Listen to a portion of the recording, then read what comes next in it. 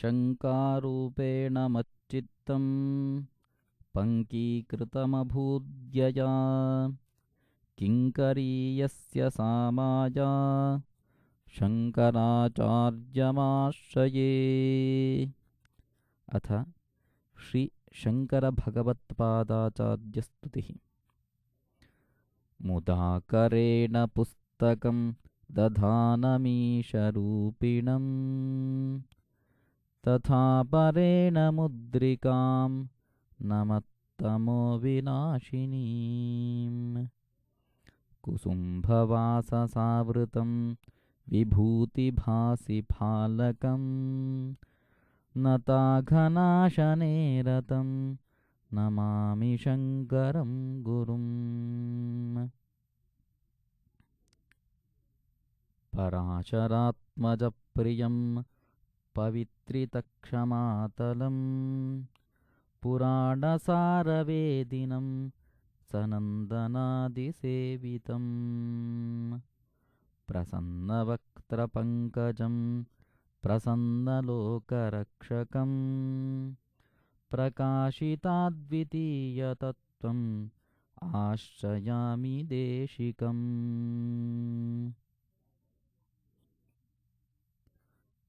सुधांशुशेखरार्चकं सुधीन्द्रसेव्यपादुकं सुतादिमोहनाशकं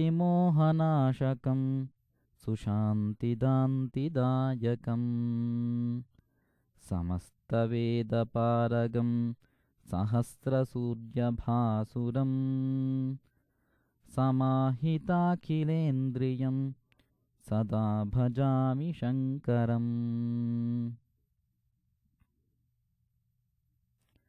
यमीन्द्रचक्रवर्तिनं यमादियोगवेदिनं यथार्थतत्त्वबोधकं यमान्तकात्मजार्चकं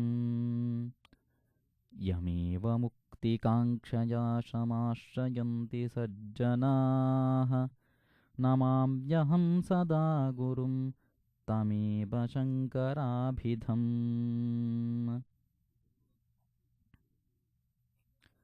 स्वबाल्य एव निर्भरं य आत्मनो दयालुतां दरिद्रविप्रमन्दिरे सुवर्णवृष्टिमानयत्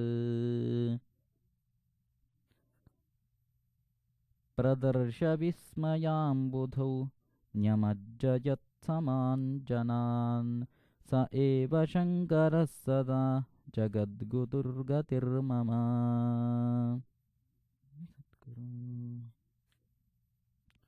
यदीयपुण्यजन्मना प्रसिद्धिमापकालटी यदीयशिष्यतां वृजन् सतोटकोऽपि पप्रथे य एव सर्वदेहिनां विमुक्तिमार्गदर्शको नराकृतिं सदाशिवं तमाश्रयामि सद्गुरुम्।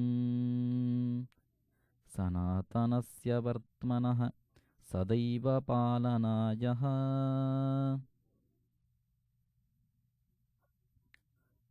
चतुर्दिशासु सन्मठान् चकारलोकविश्रुतान् विभाण्डकात्मजाश्रमादि सुस्थलेषु पावनान् तमेव लोकशङ्करं नमामि शङ्करं गुरुम्। यदीयहस्तवारिजातसुप्रतिष्ठिता सती प्रसिद्धशङ्गभूधरे सदा प्रशान्तिभासुरे स्वभक्तपालनव्रता विराजिते हि शारदा स शङ्करः कृपानिधिः करोतु मामनेन सन्।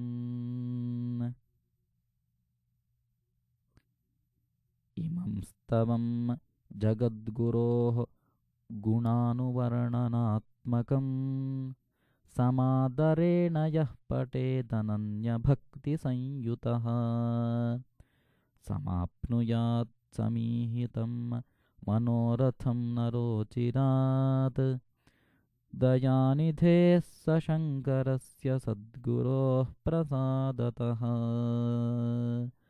दयानिधेः स शङ्करस्य सद्गुरोः प्रसादतः दयानिधेः स शङ्करस्य सद्गुरोः प्रसादतः।